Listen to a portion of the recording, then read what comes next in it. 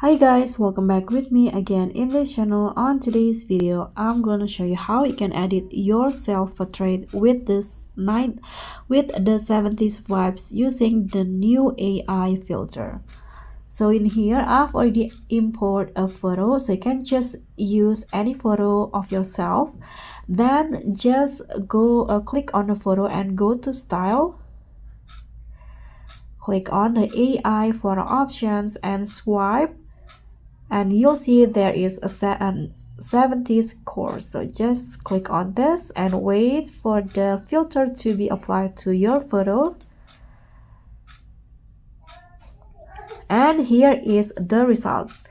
Your 70s photos. And that's all from me. Thank you so much for watching. Don't forget to like, comment, subscribe, and click on the thanks. I'll see you all on the next tutorial. Bye.